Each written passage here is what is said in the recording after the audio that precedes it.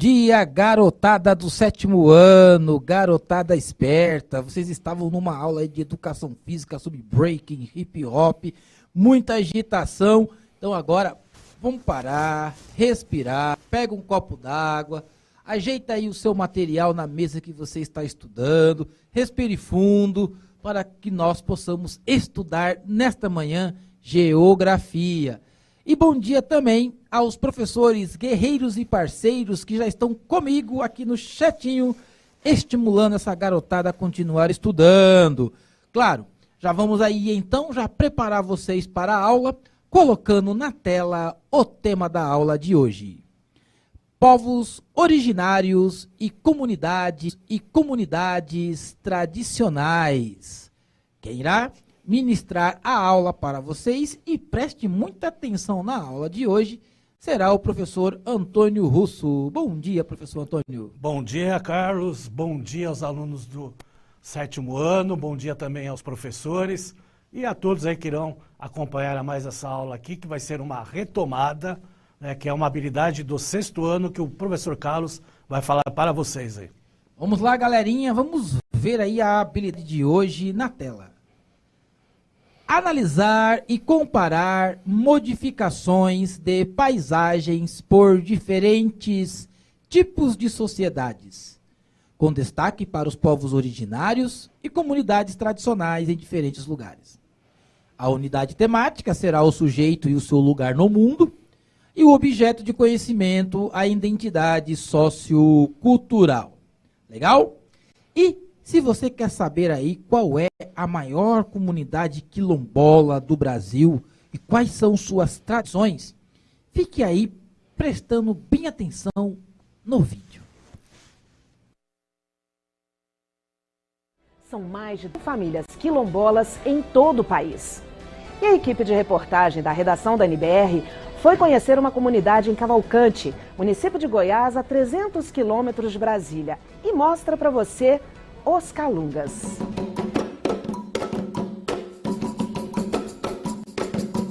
Os quilombos surgiram no século XVI, como grupos de escravos que se refugiavam na mata para escapar. Formado há 300 anos no norte de Goiás, os Calungas são a maior comunidade quilombola remanescente do Brasil. Até o início da década de 80, muitos deles ainda duvidavam do fim da escravidão. Os fazendeiros colocavam uma imagem negativa na cabeça das pessoas, principalmente aqueles mais velhos, né, para não aceitar se identificar com quilombola, né?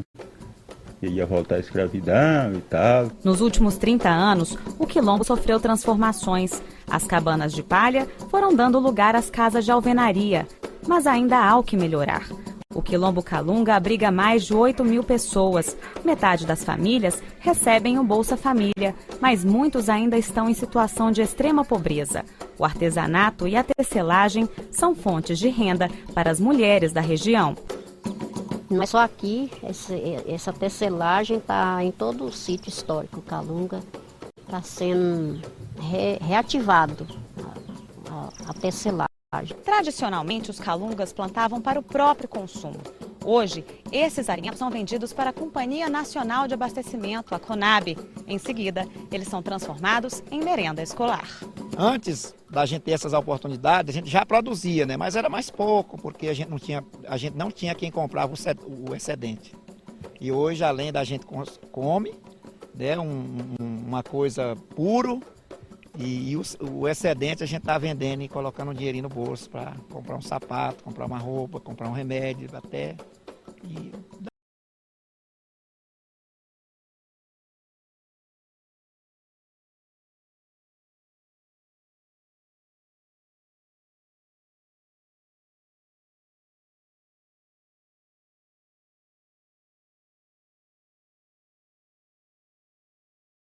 Dar uma passeadinha em algum lugar, se caso precisar, né? A comunidade também se mobilizou por meio do projeto Calunga Sustentável. A ação promove diversos cursos, como fabricação de cosméticos com produtos locais. Um dos objetivos do Calunga Sustentável é ensinar a gente a andar com a própria perna, certo? A gente dá ali o caminho, né? Ali ensina como fazer e daí para a pessoa dar continuidade. O projeto recebe apoio da Petrobras, que disponibilizou mais de R$ 1 milhão para a iniciativa. Parte desse dinheiro foi investido em aulas de inglês. Eu estou aprofundando os meus conhecimentos, né, em inglês, estou aprendendo novas coisas que eu espero levar para a vida inteira, né? Engenho 2, uma das comunidades do Quilombo. Mais da metade da renda local vem do turismo por causa das cachoeiras e das belezas naturais da região. É muito bonito e ao mesmo tempo é muito interessante, que a gente sabe que tem uma história de anos atrás e aí acaba aproximando um pouco a gente da história. Eu não sei, é meio mágico. A Lei Áurea libertou os escravos em 1888, mas até hoje, quilombolas como seu Cirilo lutam para ser reconhecidos não apenas nas páginas dos livros escolares, mas também na história que é escrita dia a dia. Daquele tempo para hoje, estou me sentindo jovens. A mesma coisa, melhor do que na minha juventude, né? Porque hoje a gente sabe de quem a gente procurar, nossos direitos, sabe o que é uma cidadania qualificada e coletiva, né? Então isso para nós para mim, eu me sinto hoje como se fossem jovens de 15 anos. Né?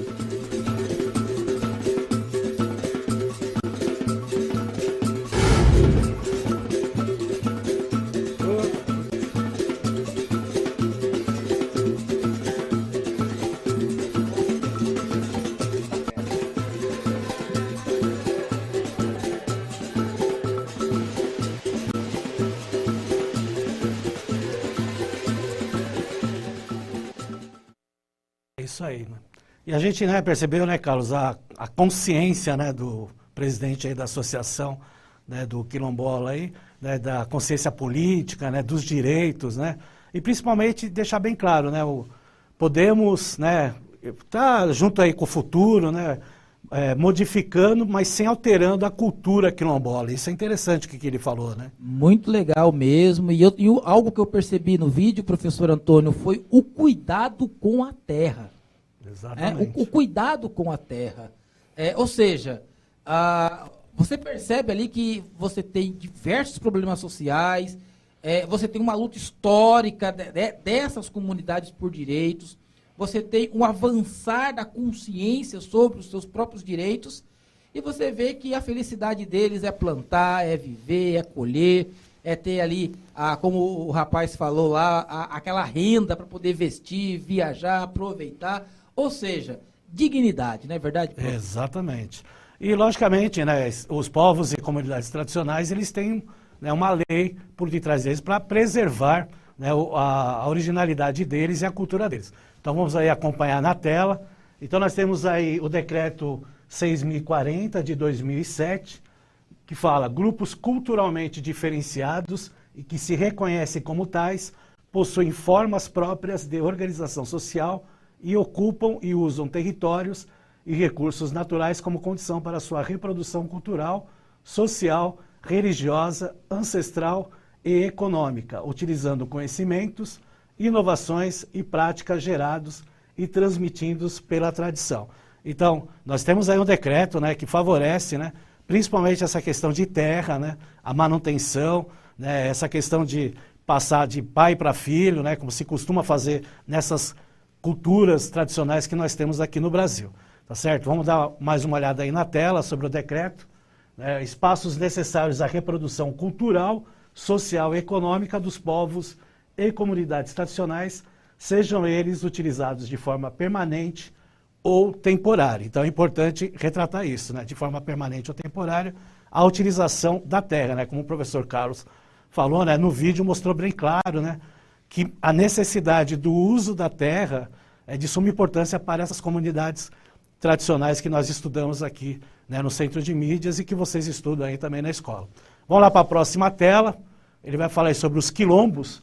Né? Então, são terras ocupadas por remanescentes das comunidades dos quilombos utilizadas para a garantia de sua reprodução física, social, econômica e cultural.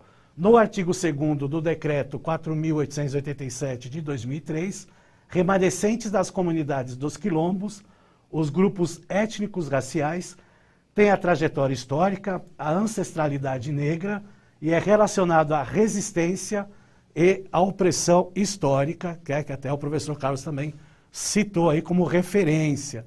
Então essa relação aí das comunidades quilombolas, né, vinda aí, né, da escravidão, né, a questão aí do processo, né, que se continuou, né, e o direito à utilização do uso e do fruto dessa terra, tá certo? Vamos lá para a próxima tela, que aí a gente vai ver também a questão aí dos quilombolas, né? Então nós temos aí, né, o famoso Quilombo dos Palmares, né, que é símbolo da resistência, né? Então tem uma imagem atual, né? Esse quilombo aí, ele é localiza na Serra da Barriga, né? Na época da colonização era a capitania de Pernambuco e hoje pertence aí à município União dos Palmares, que fica no estado de Alagoas. Então a gente observa do lado esquerdo o mapa, né, mostrando aí, né, a extensão do Quilombo dos Palmares, como é bastante extenso, e relacionando aí, né, com a resistência, né, dos escravizados na época da colonização, tá certo? Quer falar alguma coisa, professor Carlos, sobre a questão do Quilombo dos Palmares? Se tornou aí, o Palmares se tornou o maior símbolo de resistência aí à luta à escravidão.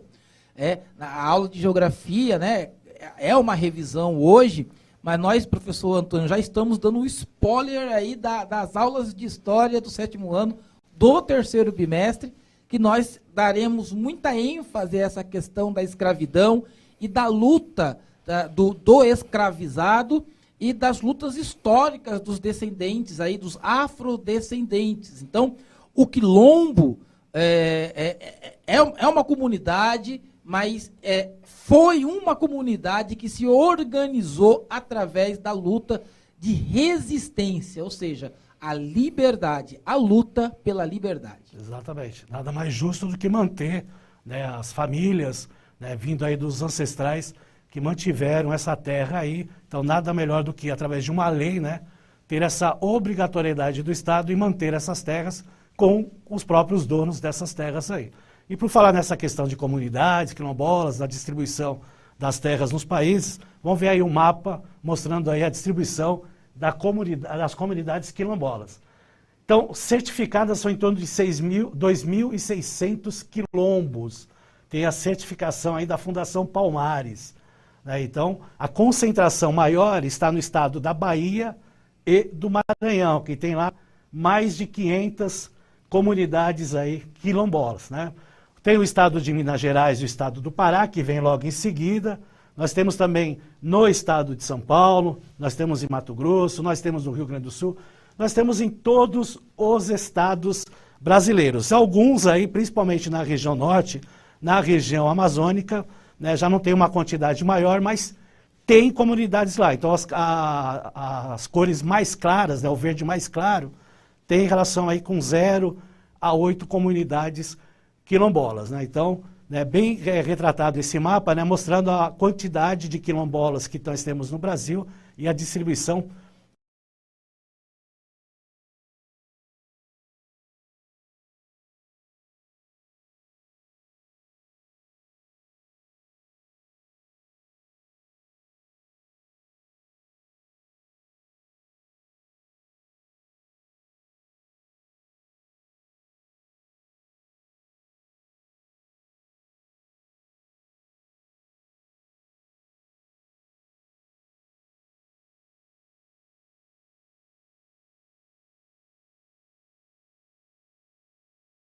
Por estado. Então é interessante retratar isso, porque são mais de 3.000 quilombolas, não são todos certificados, mas pelo último censo de IBGE em 2010, foram 3.471 quilombolas identificados, sendo 2.600 com certificação da Fundação Palmares. Isso é interessante. A tendência é que os outros também, né, seguindo lá os procedimentos, tenham também esse certificado de comunidade quilombola, que é importante, né, e aí se resguarda aí alguns problemas de invasões e outros problemas aí de terras que acontecem aqui no Brasil.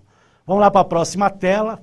A gente vai ver uma imagem aí mostrando, né, a comunidades quilombolas, né, aproximadamente aí 3 mil comunidades, são mais de 3 mil, né, e uma casa típica quilombola, que é a casa de taipa, no Maranhão, tá certo? Então, faz parte da cultura, né, como foi citado, né, no vídeo, né, pode-se ter essas modificações modernas, como a gente fala, mas sempre prevalecendo a cultura quilombola, né, nessas regiões aí, nessas comunidades quilombolas, que aí a gente acaba aprendendo aí em geografia, em história, que é assunto importante e nunca deve ser deixado de falar em qualquer ano de ensino fundamental e até nas séries do ensino médio, certo, professor? Devemos estar sempre reforçando, professor Antônio, porque, acima de tudo, a aula produz consciência, cidadania, para essa galerinha aí que está crescendo. Galerinha, se liga aí na aula e na atividade, porque agora é hora de vocês colocarem os dedinhos no teclado. Na tela, a atividade como interação. Na cidade em que você mora, existe alguma comunidade tradicional? Em caso afirmativo, cite a cidade e a comunidade tradicional. Olha que legal aí essa atividade de reconhecimento aí das comunidades tradicionais. Dedinhos no teclado, 2 minutos, já voltamos, participe!